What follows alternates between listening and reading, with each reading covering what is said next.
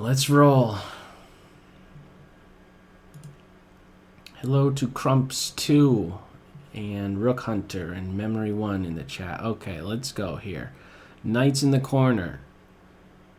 Tough situation. Okay, now this is where I really do need to make sure I devote a lot of attention. What do I do? What a long road ahead. These three guys right here, two bishops and this knight, need to be moved if I want to castle kingside. If I want to castle queenside, this rook needs to be off of that square. Okay. This seems like a decent start. A knight right here maybe as well. What's unprotected? This guy. That's the only one. So this is unprotected. I don't really see a way to get at these guys so quick. I like this as a start, followed up with the knight here. I'm going to do that. The bird. Would you call this the bird? Bird's opening? We're going to see. F4 followed by knight F3. And where do you think this guy's going to go? I might actually want to play him here, but then my bishop looks silly. Yes, the bird is the word, as is being said in the chat. Now, what about this bird up here? This bishop ready to come out. I'm not worried about that. Let's get my knight here. Right behind this pawn. Support points. This is a contributor to the center as well. It's not just, I'm not eeny, meeny, miny, moeing it right here. Right? Throwing up a pawn here that is going to have some central control. Now, knight here? No. Or bishop here? No. No. Well, I don't know if I want to play here. My bishop looks like a big dummy. Although maybe this here, knight here, bishop here, something. How about... Oh, wait a second. How about this? No. What's wrong with this move? If I play here, then there's a5, and if my pawn moves or captures, there's bishop check on my king. I want to be very cautious about even moving this pawn. So let's not say we did on that one.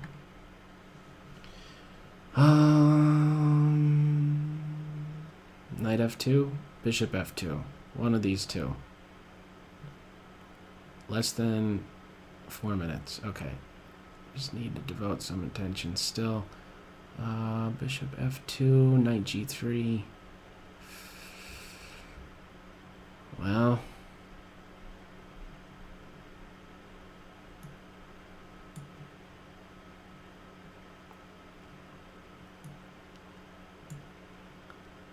I just don't know.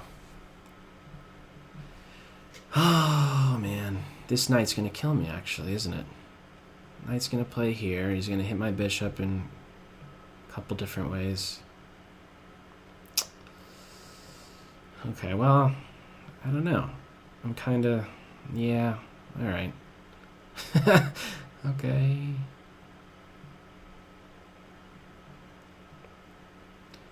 Oh, what a pain. All right, my light square bishop wants to play, even though this guy looks like a fool right now.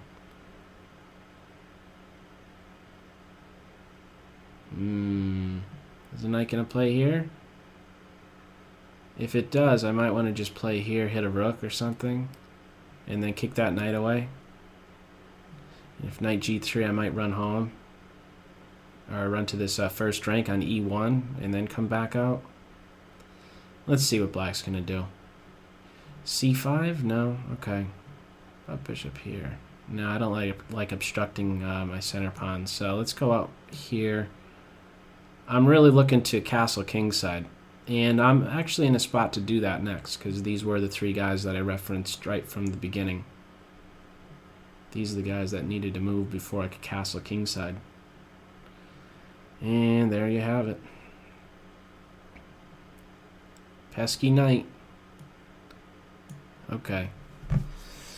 Bishop g3 and incoming knight f2. So, well, I don't know if that knight is going to be so much of an inconvenience. Let's trade. He was stupid in the corner anyhow.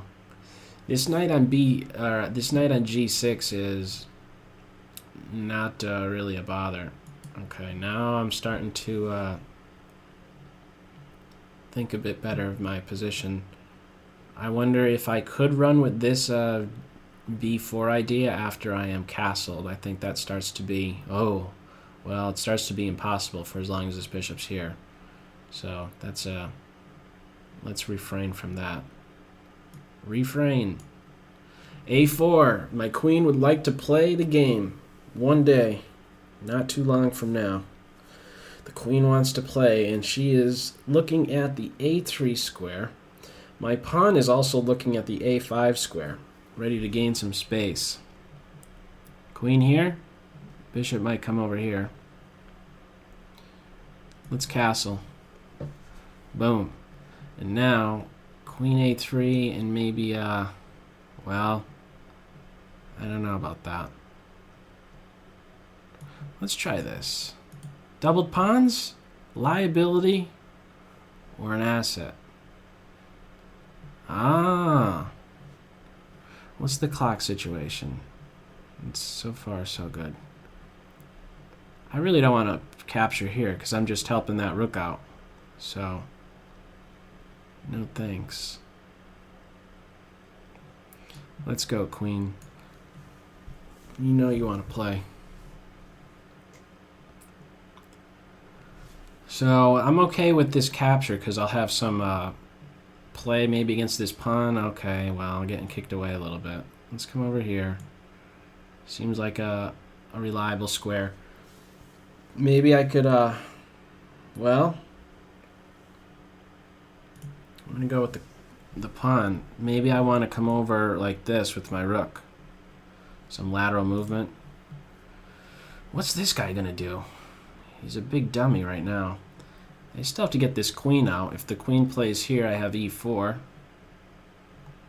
I guess there's a bishop move in response. My bishop looks stupid. Let's go, rook. You weren't doing anything on b1. Repositioning. I think about that a lot. Okay, c3. The knight is licking his chops at the the c6 square. c6 incoming with tempo. The knight coming back. I want to get there. Let's get rid of the knight. You need to go, knight. The pawn hangs. What does the pawn move do? Stops bishop takes knight. What does it not do? It doesn't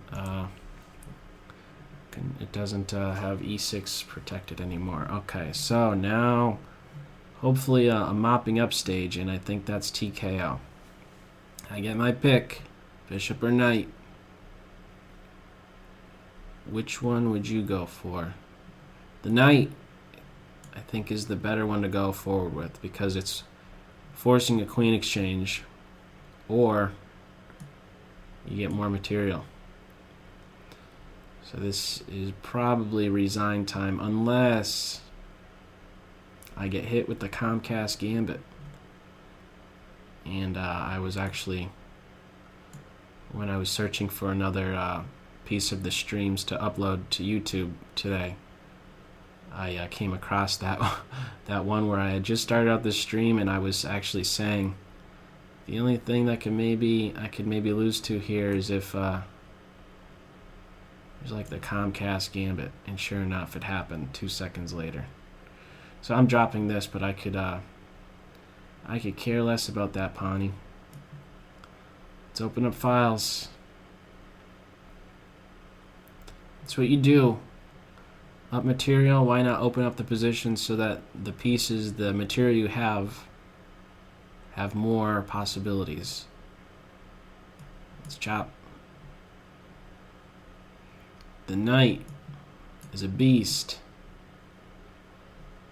gluing everything together. It's going to be something right here. Pigs incoming. Rook here, queen here. Trouble. Big trouble. No time left either. 15 ticks.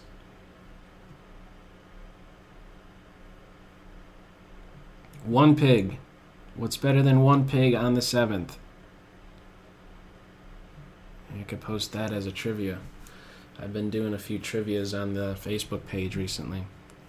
What's better than one pig on the 7th? Two. Two pigs. Uh-oh. Anything.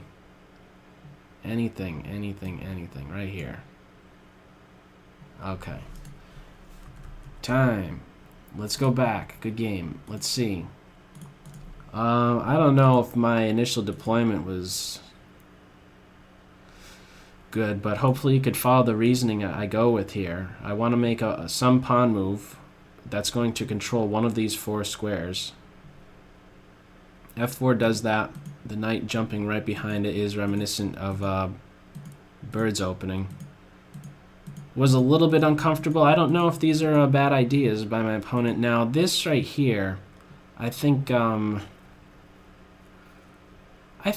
might want to keep it so that maybe there's like an F6 E5 move, or maybe like an F6 just to control these squares. I don't know if your bishop really needs to be on this diagonal, and I don't really see it as an inconvenience to my queen. Okay, yes, I can't play this B4 move, but I guess it's all right. Where's the one that I kind of thought, this right here maybe.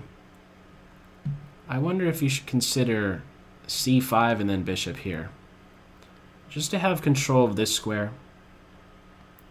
Although, I mean, it does weaken B5, but something tells me maybe get this C pawn involved before you place your bishop on the C6 square. I'm not so sure about obstructing this guy. That's just a very small suggestion, and maybe you do best to not take my bishop, because this B pawn of mine, although doubled, is in your territory and turned out to be a bit cramping. I mean, it allowed for a great support point. As soon as you touch this B pawn, C6 is lit up in my mind.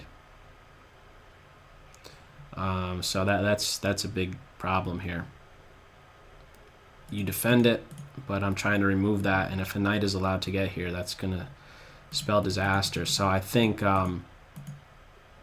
actually not taking this bishop, just keeping things as is maybe best. Yeah, I wonder if actually doing something like bishop back to E8 and then playing C6 or something, even though your bishop in some sense becomes a prisoner behind your own pawns here. But I don't know, that seemed to turn out to be a cramping pawn right there on B5. Good game though. It's easy to slip up. You had the right idea to cover the important squares, but that's going to be hanging a pawn, isn't it?